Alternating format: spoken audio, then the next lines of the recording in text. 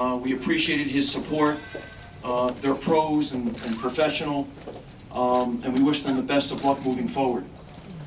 I want to thank all of our friends at Oracle Arena, specifically Chris Wright, the general manager here, who has really supported us and Andre over the last 16 months. As many of you know, this was the third fight that Roc Nation has promoted here in this building during that period of time. And I also want to thank the fans of Oakland and the entire Bay Area who have been absolutely terrific. It's a dream of Andre's to be able to live and train and obviously fight here in his hometown. And the reception that we receive each and every time has been absolutely magnificent.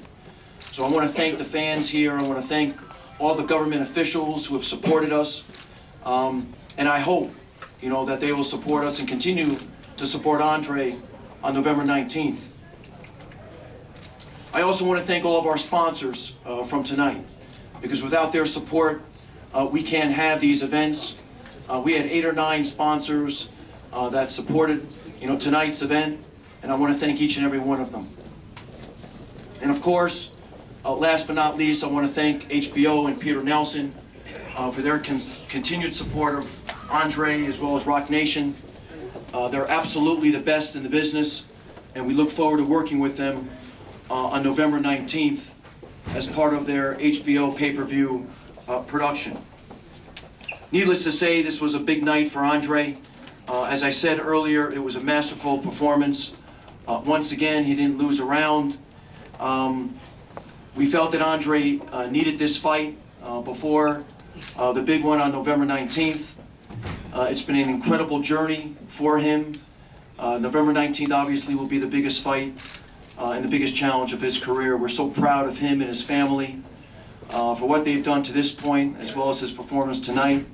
And Andre, on behalf of Roc Nation, we could not be more proud of you. Great job tonight. And now for the champ. Appreciate it, Michael. I want to thank everybody who came out tonight. A great crowd, great turnout. Roc Nation Sports, they jumped into this business. A lot of people said they didn't have a lot of experience, which they didn't, but, I said that they're the type of company that, everything they touch, they're going to be successful because they got the right team in place. They have, the right mindset toward business, and they're successful in everything that they do. So to see them rapidly moving through the sport and making some big moves is really, really, grateful to be a part of, and I'm appreciative to be a part of the team, and it's just an awesome thing to be a part of. So I appreciate Roc Nation too. They did a great job once again. Just to second what Michael said, just thanking all the sponsors. We had some great sponsors for this fight. Obviously HBO, my team, James Prince, Josh Dubin, my coach Verge for getting me ready. Just everybody. I mean, it's a lot that goes into these events. I know it looks like we just kind of come in and make it look easy and then we leave, but it's a lot that goes into this in preparation. It's a lot that goes into it with negotiations, and I'm just thankful to have a good team behind me and to have a good foundation so I can just focus on boxing. As far as the performance tonight, I thought I did a good job. Alexander Brand was not the top guy on my list. I knew he was going to be very, very, very awkward. He's not necessarily, doesn't fight like Kovalev at all. But at the same time, it's a good guy to fight because you have to stay alert at all times. He's a veteran. I had to exercise some patience tonight because I wanted to get him out of there very, very bad. But at the same time, you got to be smart because he's literally closing his eyes and swinging for the fences and hoping he lands something. And this is professional boxing with small gloves on, so anything can happen. He caught me a couple times, but nothing that was, nothing that buzzed me or anything like that. But you just got to stay alert. And I was trying to push, but I wasn't able to get the knockout tonight. But I'm thankful I got the win. I'm excited about November, and I'm coming to get those belts. Guys, raise hands for questions, and I'll call on you. Please don't shout out. Seneca, you have cleaned out and dominated an entire division. What type of habits have you cultivated to do so, and how do you maintain them?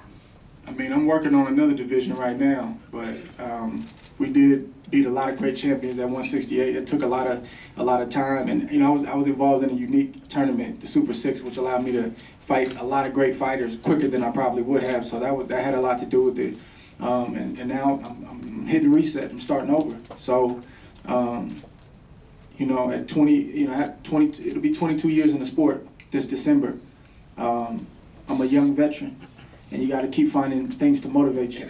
And my motivation is to be a multi-divisional champion, to be one of the all-time greats, and to whatever you say about me, you'll never be able to say I didn't fight the best.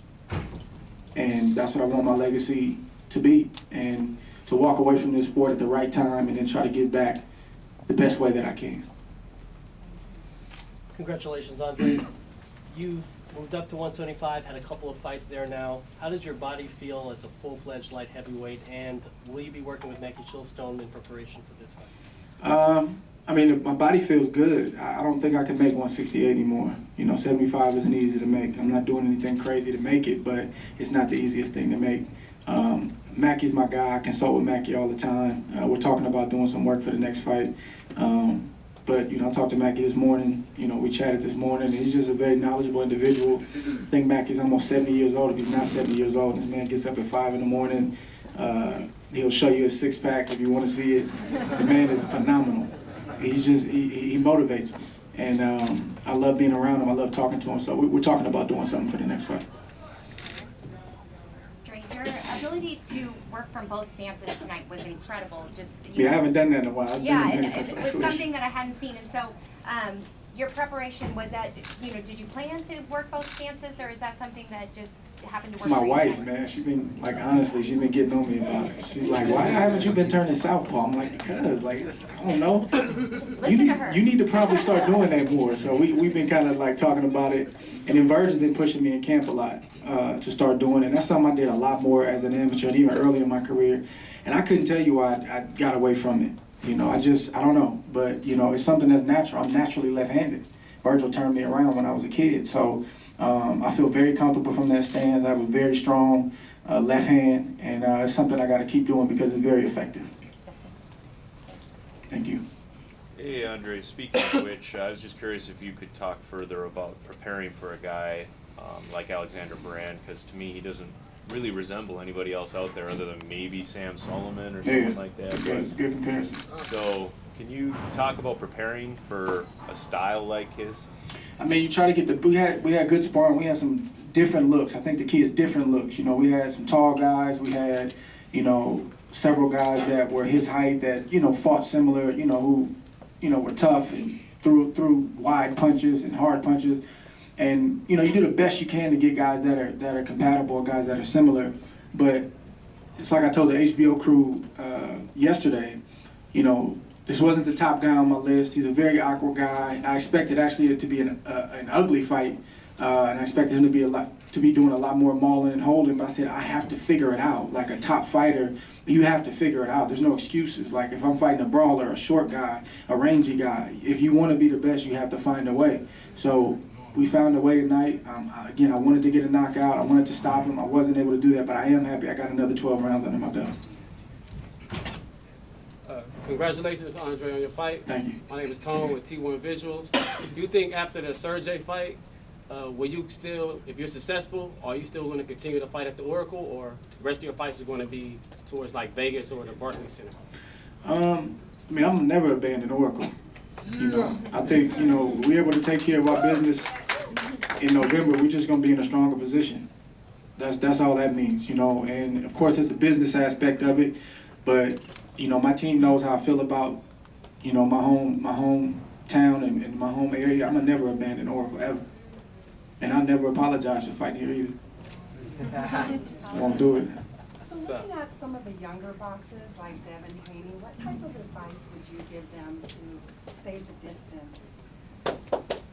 As far as just their career, I mean, it's, you know, it's tough. I mean, I just try to, you know, give advice if it's asked of me, you know.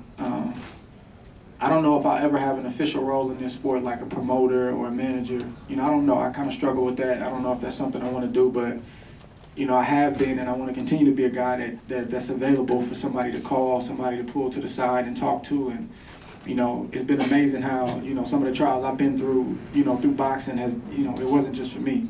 You know, I've had so many people call me, send me contracts, and I'm like, listen, I'm not a lawyer. I can't read this, but I can get it in the right hands.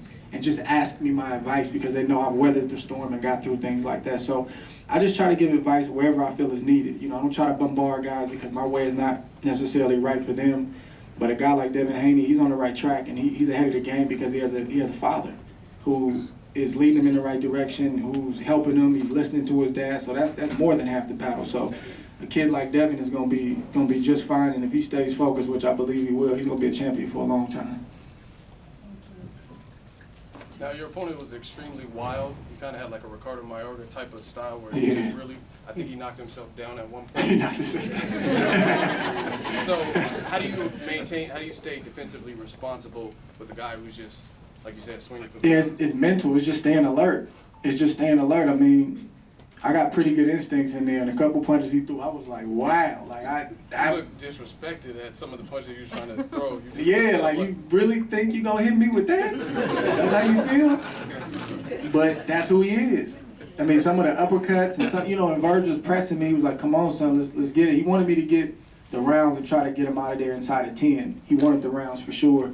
And I tried, man, you know, and I'm really hard on myself, man. I'm a little disappointed I didn't get that, but, you know, I tried. You know, I tried, but at the same time, like you said, I got to be defensively responsible because if he catch me with something stupid, you know, everybody's faces are going to look a lot different out there at this press conference right now. You had a award, and then, you know, you got, you know, the fight's off in November, and, you know, how you feel about that? And I didn't want to answer those kind of questions, so I just tried to be smart. Like I say, I voted on your left hand tonight, the young boxer right here.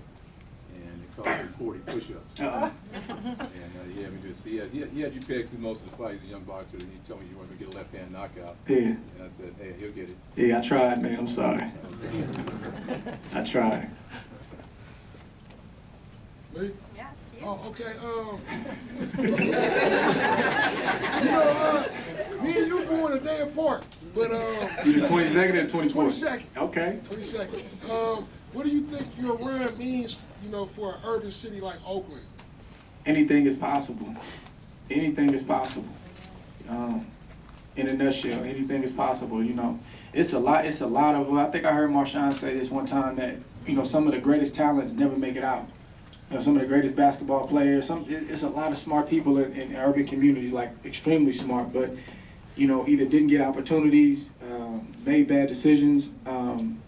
It's a slew of different things that happened where they didn't make it out. Some of the best basketball players in the world, they played on the playground. They didn't make it to the NBA. So, Like the hook.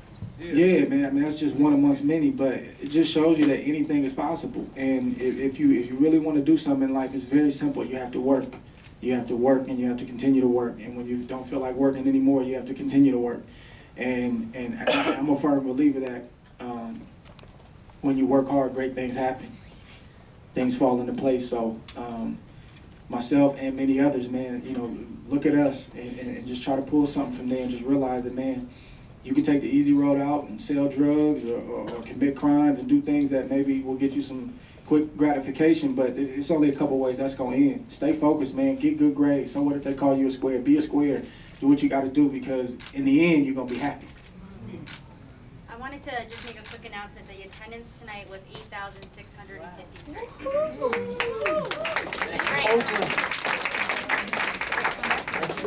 Hi, Richard Ortiz with the Sweet Science versus the Cage. Hey, listen, whenever you put your mindset to something, you accomplish it.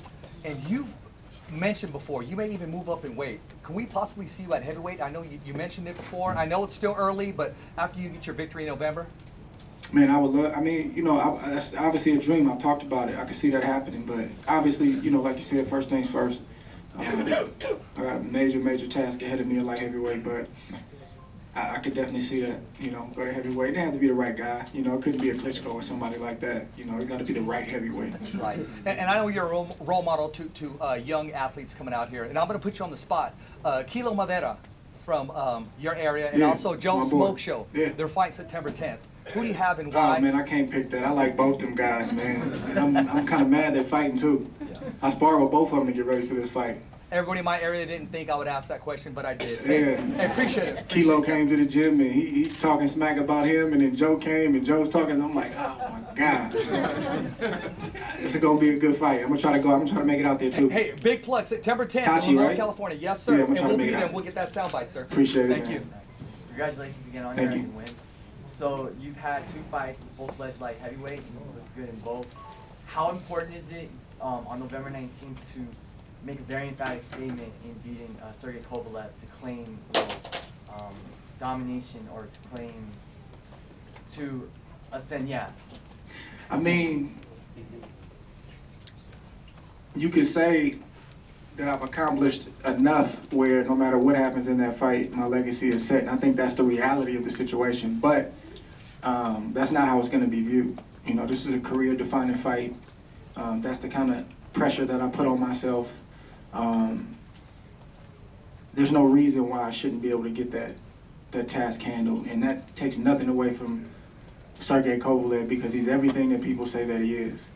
But this is Sugar Ray Leonard, Tommy Hearns all over again, where it's 50-50. Who's going to rise to the occasion? That's what my father used to say. And, you know, I plan on doing that. It's going to take a lot of work. But I'm willing to go through whatever I got to go through to get where I'm trying to get. Congratulations. Andre, you're an old school fighter, and I always feel like no one ever gives you the respect for the Chad Dawson win, and you got that one. Is Sergey to you kind of like the old school mentality, that real big fight like you were alluding to, and all the old guys used to take on? Yeah, it's a new age in boxing, kind of based on how the Monopoly board is set up with managers and certain promoters and different things like that, and that's fine. You know, I'm all for guys, you know, getting paid more money and maybe taking less risk, because typically it's the other way around. They're taking heavy risk and not getting compensated equally. So, you know, there's a place for that. And then there's a place for guys saying, okay, you know, get the money right, and I fight the best guy out there. So I'm not saying I'm the toughest guy on the block. I'm just trying to do my part. This is my race, and I'm trying to finish my race and finish it strong. And I'm trying to be great, man. You know, some people say, oh, you're already great, but I don't look at it like that. You know, I have a lot of work to do, because when I'm finished, I want to look back and say, man, I didn't waste a day. I didn't squander a fight. I didn't squander a training camp. It's a tough business, man. I've been doing this 22 years. It's a long time. That's a lot of training camps. That's a lot of miles that I've ran. That's a lot. So when you going to a fight like in November, it's not just, I mean, I've been groomed for these moments since I've been a kid. So yeah, we got to go to training camp. Yeah, we have to shift our focus on one guy. But this is what I've been groomed for. This is what I've sacrificed for all my life, to be able to be that guy in that moment. And that's what I'm going to be working toward. Hey, Andre, congratulations on tonight. Thank you. One of the undercard fights tonight featured a local young lady, Raquel. How did she do? Could you give us a She comment won? on your thoughts on Yeah. her fight? Can you give us some thoughts about her? I didn't see it, but I'm so happy she was on the card, though. I think she was a late addition. She was. I'm so happy she was on the card. Number one, for her being, you know, Bay Area native and getting that you know, that shine and just getting opportunity. You guys would be shocked, man. It's hard to, women don't get opportunities like that. And you know, kudos to Rock Nation for giving her the opportunity and giving a female fighter an opportunity like that, because they I'm telling you, the women, man, they sacrifice like we sacrifice, and they're fighting for respect, and they just don't get it. And people say there's no market for it, but for somebody like Rock Nation to take a chance on them and say, okay, we're gonna create a market, man, that's a blessing. So I was so happy when I heard she was on the card. I'm glad she won, and I'm sure she's gonna get more opportunities. Andre, your performance tonight, your defense really stood out. I mean, my peers and I, we cover fights day in and day out, and I know there was a couple of moments where I was sitting next to people and we went, woo! You know, I was doing that too with my head. They was throwing some stuff at me, boy. I was like, woo! But your ability, you know, to avoid the punches, your defense was just masterful, and you know, that whole make them miss, make them pay mentality, your accuracy was just something of greatness tonight. So I have to ask you, when you have that momentum going into the Kovalev fight, do you think that those two things, both your accuracy and your defense, are kind of your edge going into Coppola? I don't know if it's an edge, but it's definitely an asset. You know, it's definitely, I mean, that's just part of who I am. You know, I feel like I'm not going to give you anything for free. If you hit me, you're going to earn it. That's the way it's got to be. I'm not a punching bag. You know, I got great legs and I'm going to use them. And I don't run. You know, I'm not a runner, but it's about angles and, you know, just inches. And as you get older, you know, you saw in Floyd's career, like, he moved a lot early. And then he realized I don't like to move like that. I just take a half step back, boom, I hit you, and you know, that discourages you from throwing punches. And I'm getting into that mode where I don't have to move as much. I move just enough. I do just what I have to do. So I don't know if it's an edge. It's just something that he's gonna have to deal with, just like it's things on his side that I got to deal with. And you know, we got to see. We got two great trainers, and it's gonna be a great fight, man. It's the biggest fight in boxing, hands down. A question. War. After the Sergey fight, you're successful. Is there anybody else you see you fighting in the light heavyweight division? Man, the way my brain works, like, he's the only guy in the division. He's literally the only guy in the division. He's the man. Who else is above him at light heavyweight? So that's a situation where you focus on him, you beat him, and then you sit down and weigh your options with your team and see what's next. You can't juggle both, you know. Yeah. Another question I have for you, Andre, is in your past fights here at Oracle, you've had a great turnout. Rock Nation's done a great job, you know, promoting your fight, bringing in the crowd. Yep. And you've also had your teammates like Amir Khan, Andre Berto, Peter Quinlan made the flight out here. How does it feel to represent a diverse sports community like the Bay Area, where we have the Giants, the Niners, the Raiders, the Golden State Warriors? How does it feel to represent the Bay Area every time you step into the ring? Man, it's beautiful, because in the Bay Area, I'm probably one of the only things that everybody can agree on. Between the Giants and the A's and the Niners and the Raiders. So I guess maybe the Sharks and the Warriors. Outside of that, you know, everybody's fighting, everybody's against each other. So it's wonderful, man. I mean, this is like literally, these moments like this, driving to this arena when I fight here and walking in the building, like I'm telling you, like I couldn't explain to you what goes through my head. Like I'm trying to keep myself calm because it's such a surreal moment. Like this is really happening. Like this is what I dreamed about. This is what I always wanted. And to live it out, to see the people come out, the news, you know, websites, all these different people, it's amazing, man. It's hard to explain, but it's tough because I'm still active, so I have to stay in the moment. I can't relish it too much. I can't get too caught up in it, but I'm aware. I talk to my wife about it. I talk to my family and friends about it, man. It's a blessing. It's a blessing. Yeah. Other questions? My brother right there, we a day apart. We a day apart. And I'm also Jamil, and I represent Let's Talk Sports Nation, an urban news group from the Bay Area. But that's what's up, man. Keep it going. Thank you. So since like Joe Louis, Max Mellon, and then we just also had Terrence Crawford and that guy, Postol. Right. We also had Apollo Creed and right now we got you in Coland, right? Yeah. So would you say there's a rivalry growing between American fighters and Eastern European fighters, African American fighters, namely? I don't know about African American fighters, but I mean the Eastern European fighters are here.